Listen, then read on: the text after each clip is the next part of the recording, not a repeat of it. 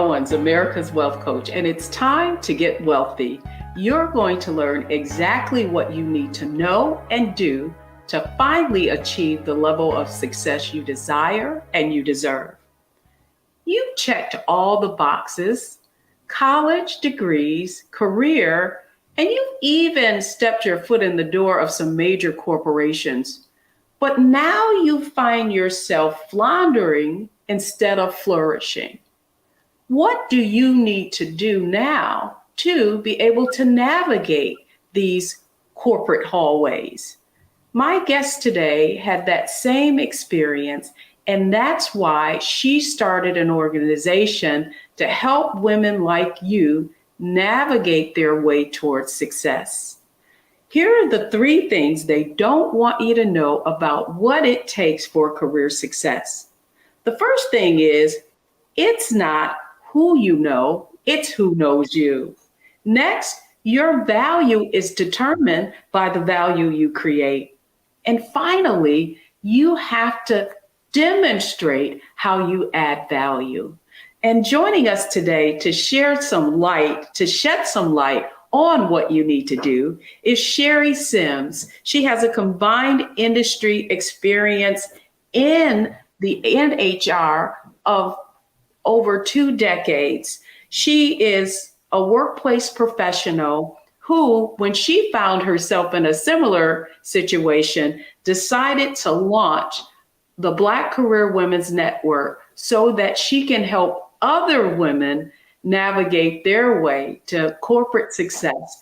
And I'm excited to have her on Get Wealthy with me today. Sherry Sims, welcome to Get Wealthy. Deborah, thank you. I'm so glad to be here. Thank you for having me on the show.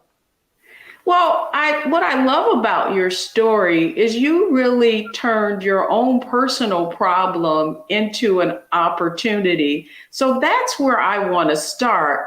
What was the situation you found yourself in that had you decide to start an organization to help women flourish in corporate America?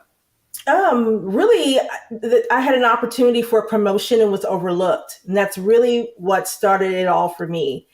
At the time that I was overlooked for the promotion, the person that was leaving the role that they were looking for replacement was very honest with me and said, you checked off all the boxes for everything, but your manager simply just doesn't want you to leave. They want to keep you where you are. And that was a trigger for me because I feel like every person has an opportunity, and specifically Black women who desire to go to the next level. You have every right to want to level up in your career aspirations. And I think we should have people who want to support us in that career journey. And that's what really started it for me. At that point, I said, I want to make sure this never happens to me again. And I need to learn things that I need to learn in terms of skill sets or expanding on my network in order for me to elevate to that next level. And I felt like I needed to bring others along with me and create education and awareness around just how to do that. So that was important for me. That's great. And as I think about why you started this organization, the Black Career Women's Network, I think about my own early career moves and certainly finding myself in situations where I didn't have the rule book. I certainly had accomplished some things, yet the things that I really needed to know in order to play the game and win, I didn't learn in my formal education. In Wealthy You, we have a framework of success that is mindset, strategy, and execution. And I want to begin there with you on this topic around mindset, because I think that it's so important that women understand, well, not just women, but you understand what is the internal psychological shifts that you need to make in order to be successful. So I want to start with, what mindset do Black women specifically need to adopt in order to excel in their career? I think the first mindset, or first thing you need to consider when you're changing your mindset, is you thinking about where you are now. What level are you at? Um, when you are an individual contributor, you have a specific mindset where you're more focused on the performance and how you're creating an impact at that level. When you desire to become a leader, there is another leader. There is a mindset shift that needs to take place when you go from individual contributor to become a leader. Now, there are different levels to leadership, so there comes different mindsets at those levels. But when you're desiring to become a leader, because I know that that's one of the stats from a most recent report from McKinsey and Lean In, is 59% of Black women want to become a top level executive. And in order for you to do that, you must change your mindset. And it starts first with your three things: being able to read your room, know the audience in your room, the relationships, and your role. So I call them the three R's: role, relationship, and room. And those three are important to understand. And your communication level, your presence, your how you resolve conflict, how you are able to influence people, all of those things. There's a mindset shift that happens at all of these different levels. So again, starting with an individual contributor, think about your communication style, your emotional intelligence, how you're able to resolve conflict and build relationships.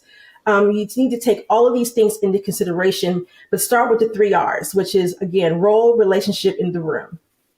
That's good. That's excellent. And I love the fact that you started with the mindset shift of an individual contributor to leadership. And I think that so many people find themselves being promoted as a result of their performance as an individual contributor.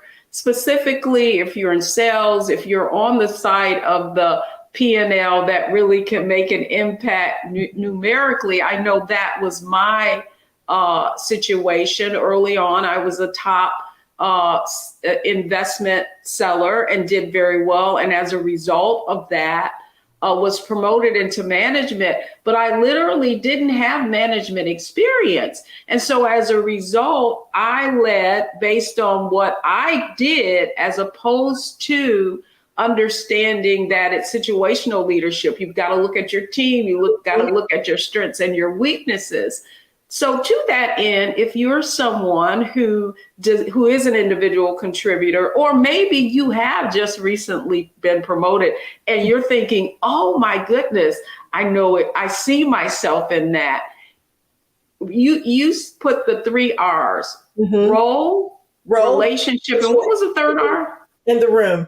Like, what room you're in, right? And the room is who's in the room, right? Who are the people that are in the room that have the influence that you can influence or develop relationships that can help you get to that next level? So what room are you in? Are you in a room with individual contributors who probably are not able to make an impact at that next level? Or are you in the room with a combination of both? Here's the thing. Here's a tip as well. If you are an individual contributor and you desire to be a leader, do the work where you are now. Because if you do the work where you are now, when you do reach the level, you'll be prepared to stay there. Because sometimes we were promoted into these next level roles and we haven't done the work that can prepare us to be successful. So we may have the talent and the skills to perform, to our capacity within the role. But when it comes to those leadership abilities and some of the soft skills we need to maintain and being able to be the leaders we need to become, we may not have done the work prior to getting into the role. And then that's where we start to see some of the challenges and experiences that we have.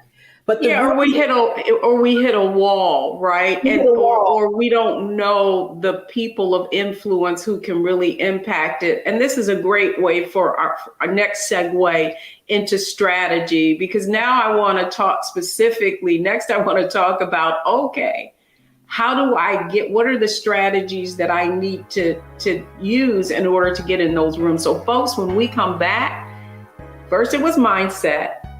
Now it's strategy. What do you need to do so that you're not floundering and you can go to the next level? We'll be right back.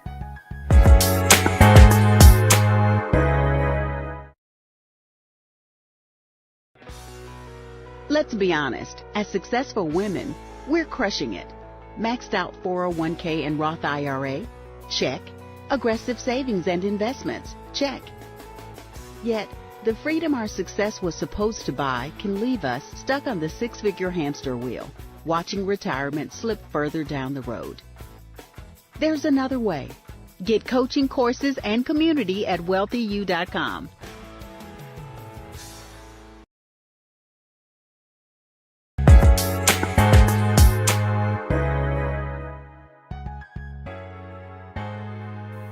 Welcome back, everyone. I'm talking with Sherry Sims. She is the founder of Black Career Women's Network, and we're specifically talking about what Black women need to do in able to overcome some of those obstacles.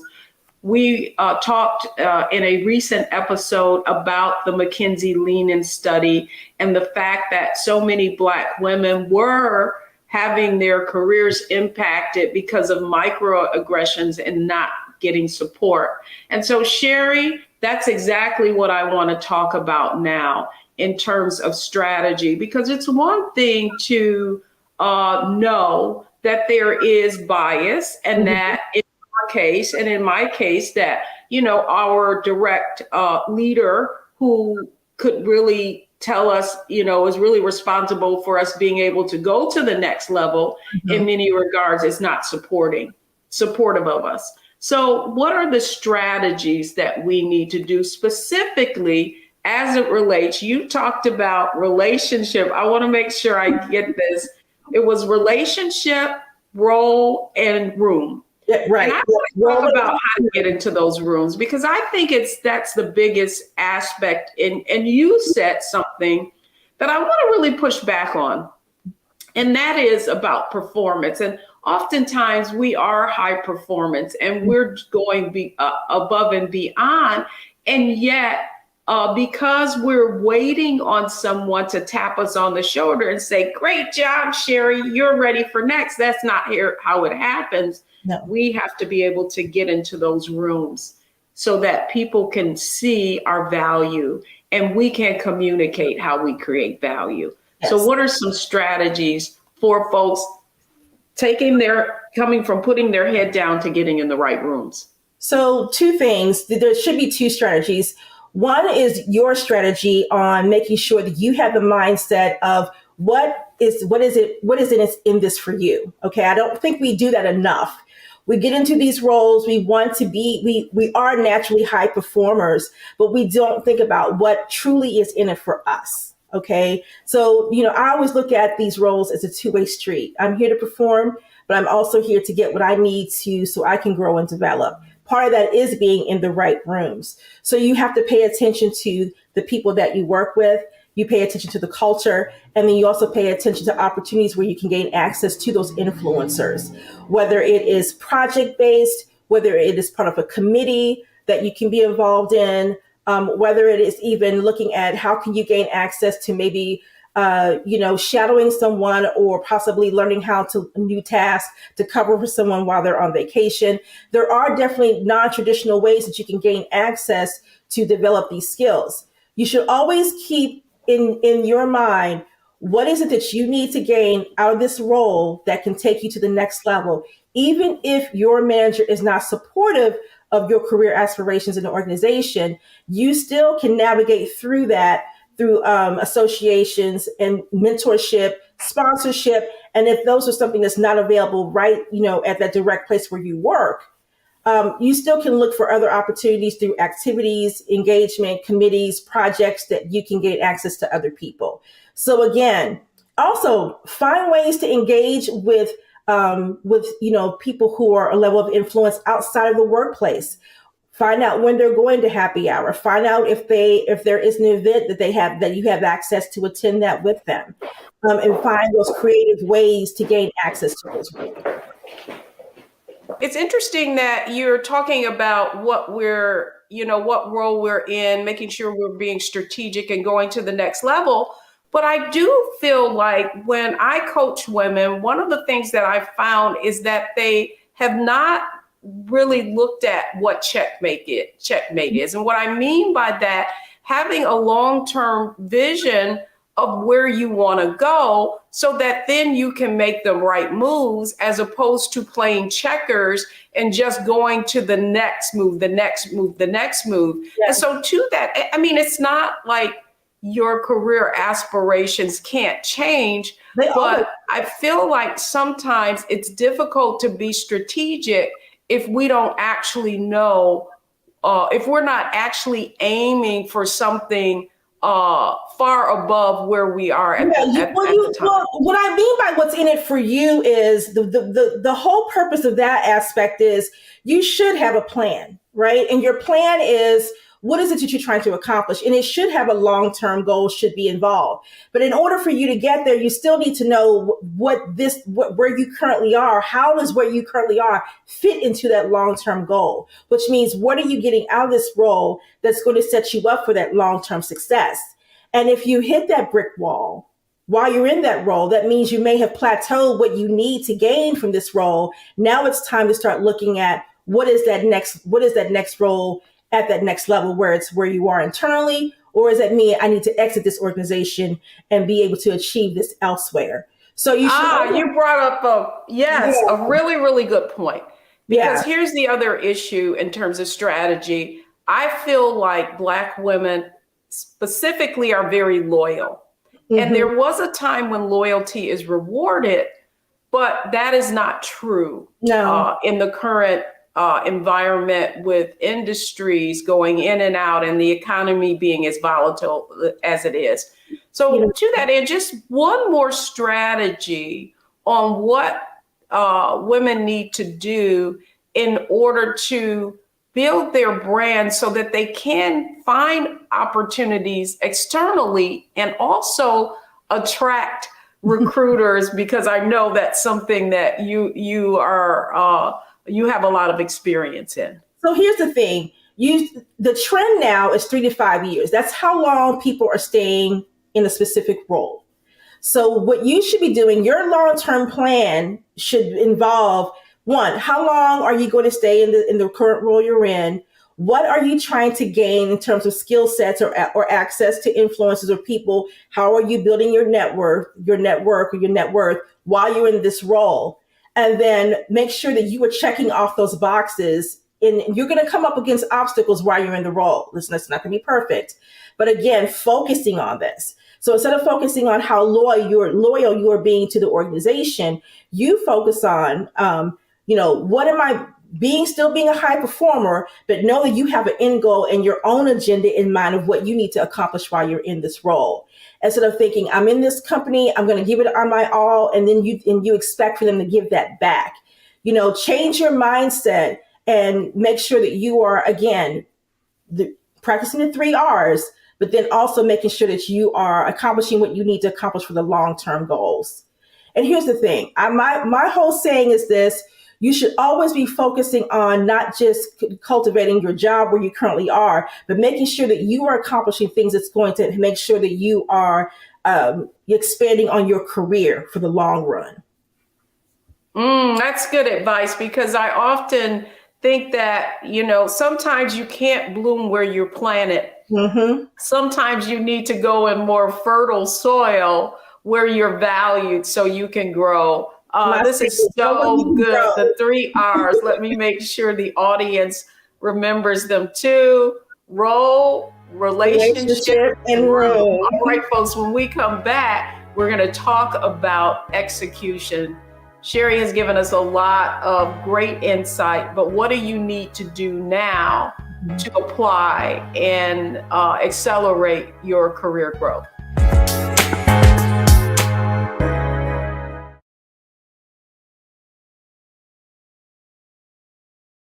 When you talk about Blackness and what happens in Black culture, we're about covering these things that matter to us, speaking to our issues and concerns. This is a genuine people-powered movement. There's a lot of stuff that we're not getting. You get it, and you spread the word. We wish to plead our own cause. Too long have others spoken for us. We cannot tell our own story if we can't pay for it. This is about covering us. Invest in Black-owned media. Your dollars matter. We don't have to keep asking them to cover our stuff. So please support us in what we do, folks. We want to hit 2,000 people, $50 this month, raise $100,000. We're behind 100,000, so we want to hit that. Your money makes this possible. Checks and money orders go to P.O. Box 57196, Washington, D.C. 20037-0196. The Cash App is $RM Unfiltered. PayPal is R Martin Unfiltered. Venmo is RM Unfiltered. Zelle is Roland at RolandSMartin.com.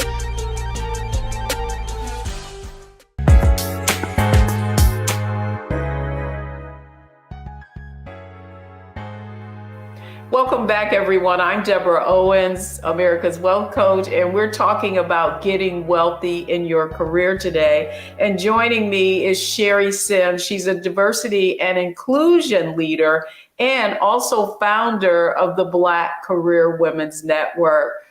Sherry, you've given me so many nuggets, and I know that our audience is enjoying this as well. I do think that one of the circumstances we've probably all found ourselves in our career, and that is a setback. And specifically what I've seen in coaching women is just around mid-career. Yeah. And you begin to think that, you're getting a pretty decent pay, and you're beginning to think that you're seeing younger people coming in, and it may even be that you're reporting into someone younger than yourself. And so I want you to give our audience just some strategies that they can execute on. If you're at mid-career level, what do you need to do to remain relevant? Oh, such a good question. Really, to remain relevant, one thing you need to do is just know that you have people who are maybe a little bit older than you that are still killing it in the workplace. And so come out of the mindset that you're mid-career or feeling like that you are at a stage now where maybe you should be winding down, or that, what society says you should be doing at a certain stage in your career. We are living in the age now where people are reinventing themselves in so many ways, and they're using social media platforms and just visibility of media overall to reinvent themselves. So, maybe it's time for you to discover what other gifts and talents you have to maybe start a whole brand new career. If you feel like you have plateaued where you are, you've been in the industry for now 20 something years, how can you take those skill sets and use them in a different way? I know that I definitely have been able to do that. And the reason why I say, think about reinventing what the skill sets you have and using them to re-energize a whole new career at a whole new stage in your life. And know that what you bring to the table as a mid-career professional is still valued by organizations there. And there's a lot of them out there that you can take that expertise and go to, and that it will be appreciated. So come out of the mindset that you're on this, this is your second act. Look at what is going to be your third act. As long as you're still breathing, you have skills and talents and gifts that someone can use. And just find a resurgence of a new way to reapproach how you look at yourself and the evolution of where you want to go next. Yes, I call that the perennial mindset, just like a flower that comes back every year and blooms stronger and stronger. To that end, though, a recent study that I looked at and interviewed the head of multicultural clients for marketing for United Bank of Switzerland, and the stats came out. And what was really, really interesting is how African Americans get to the high net worth, which is investable assets of $1 million or more, Asians and Hispanics. And one of the things that came out of that study really was that for Black women specifically, the ability to become high net worth is directly tied to our earnings. And then additionally, we have a business of some kind. Mhm. And because so much of our ability to build wealth is based on our ability to earn, the other side of that I see, Sherry, is a lot of Black women not earning what they're worth, Mhm.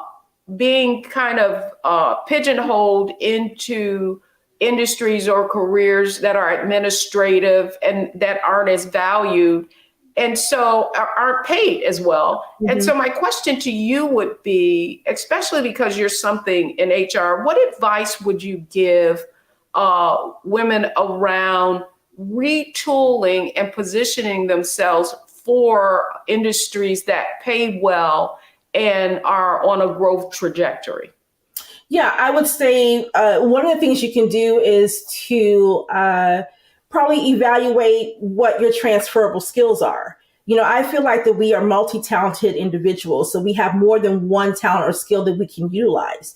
So reevaluate what your skill sets are, or what you have a desire to do but never have felt like you had an opportunity to do it, and see where those skills fall into what positions. Department of Labor has a website. You can go and find out about any position, and typically what the salary are for those roles.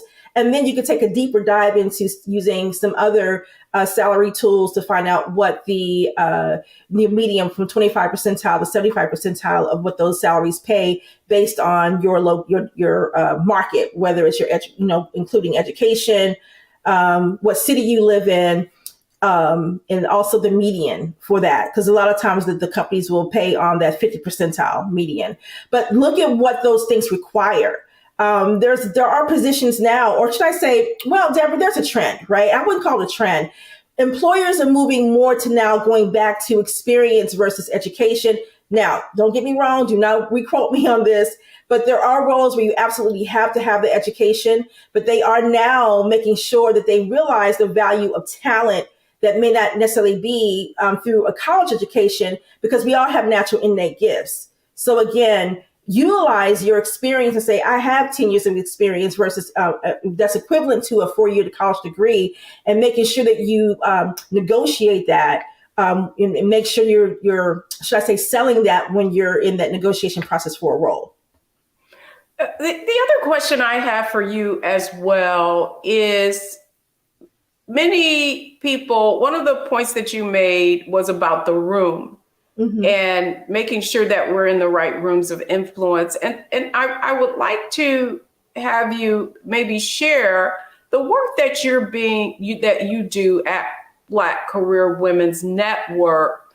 What are some of the tactics and strategies that you have inside of the organization that can, because the whole premise of network is to network not only internally, but externally. I'd love for you to just shed some light on the kinds of activities that you have going on in your organization that can help women become more adept, more agile, and ultimately experience more career success. Yeah. So what we do is we have in our community, we do community webinars, which we offer to everyone, and then we do a topic every month, and we do an open discussion, so we can make sure that we're providing those tips and tools that can elevate them, that can take back and apply immediately into the workplace.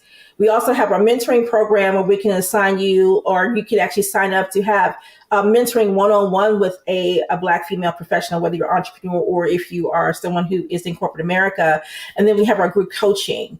Inside of our community, which we do a lot of this through the live streams in our mobile app, we also do something called Career Tip Tuesdays.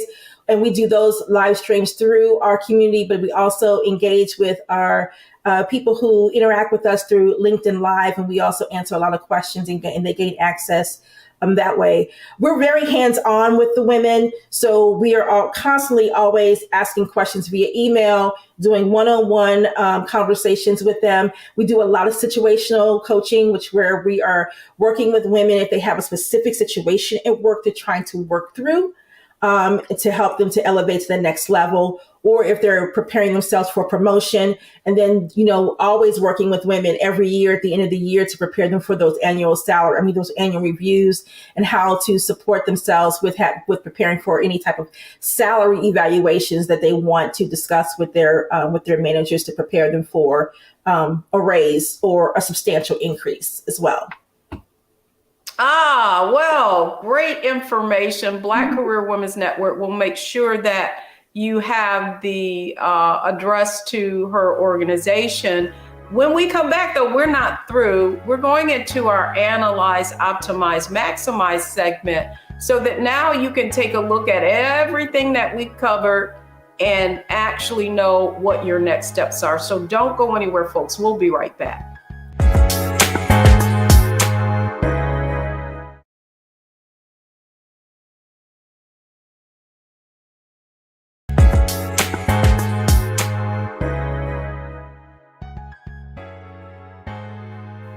Welcome back, everyone. I'm Deborah Owens, America's Wealth Coach, and we're getting wealthy. And we're today's topic is getting wealthy through your career, making sure that you're able to flourish. My conversation today is with Sherry Sims. She is a diversity and exclusion professional, as well as the founder of Black Career Women's Network, who has a huge presence on LinkedIn with over 50,000 women in her group, as well as her Black Career Women's Network organization. Sherry, welcome back to Get Wealthy. We've covered a lot of ground today. And so I want you to look at this as our lightning round. Analyze, optimize, maximize. So if we were to look at everything that we covered today, what do folks need to now do? And so let's start with analyze. You talked about, and I love this because I can remember this. You talked about role, relationship, and room. So if we were to analyze that, what is the impact that understanding those acronyms can have for our audience? Oh, goodness. I think it goes back to, if you think about role, relationship, and room, you should definitely think about strategy, right? Think about what should be your strategy to impact all three of those, and know that you have what it takes to create the career that you want to see. You have what it takes.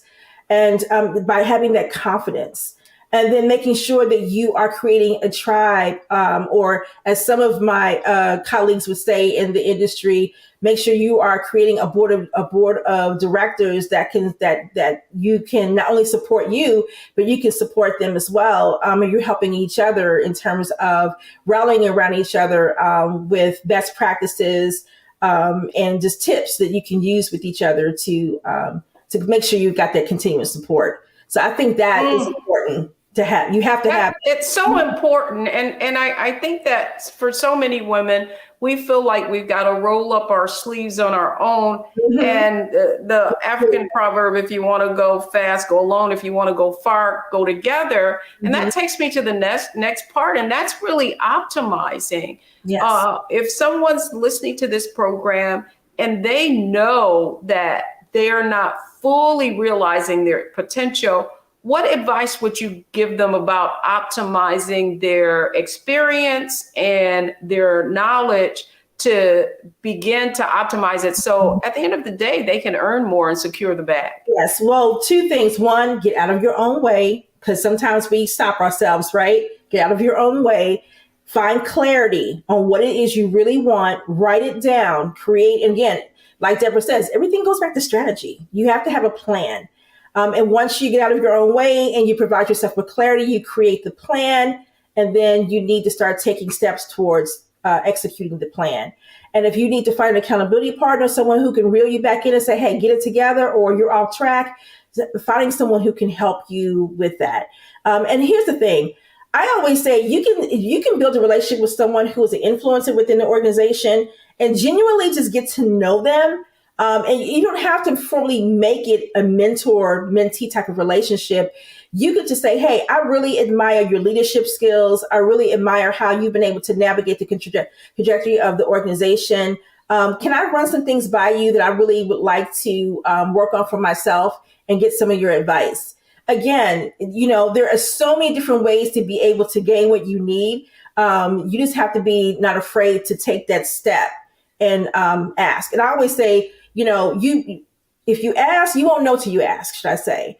And you should always find someone that you know that has great character before you approach them and ask them those types of questions.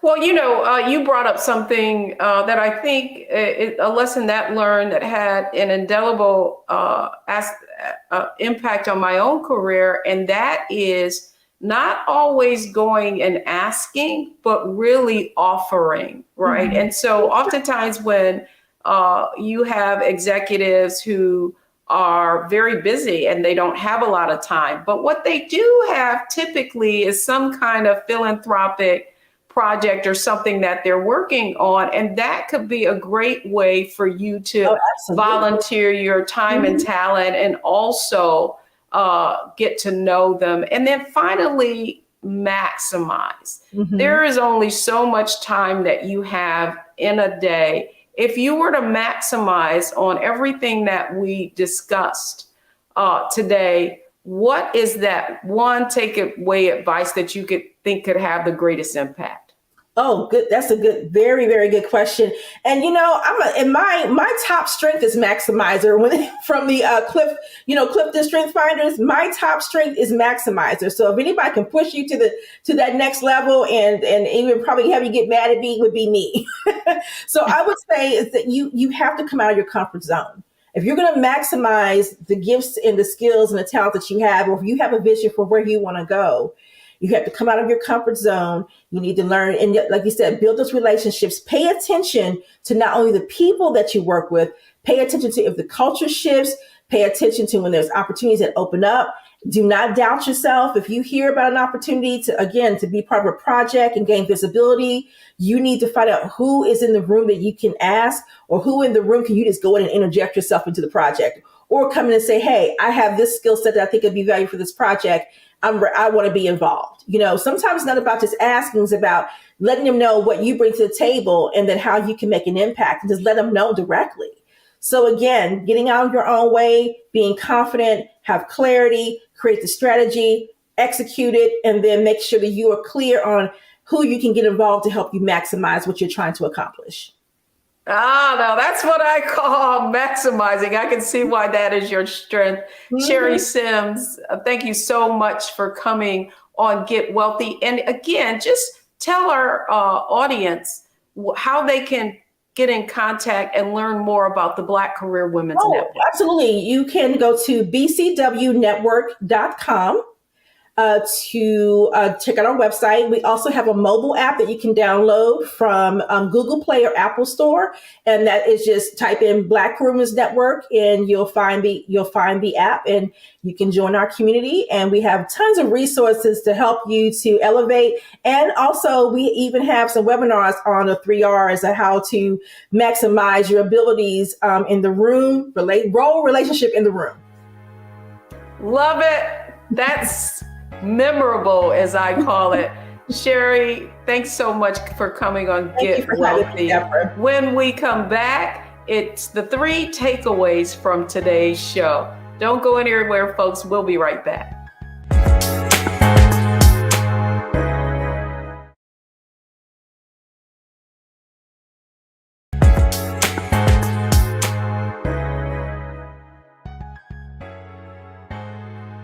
I'm Deborah Owens, America's Wealth Coach, and I hope you enjoyed today's show. It's all about getting wealthy through your career. And here are the 3 takeaways from today's show. First, gain clarity and have a purpose. You really need to have a long-term view so that you're making the right moves along the way.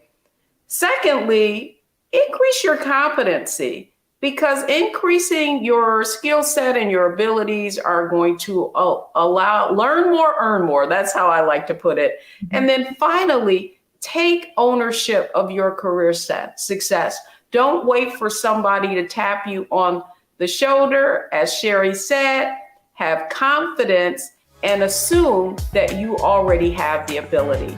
That's going to do it for this week's episode of Get Wealthy.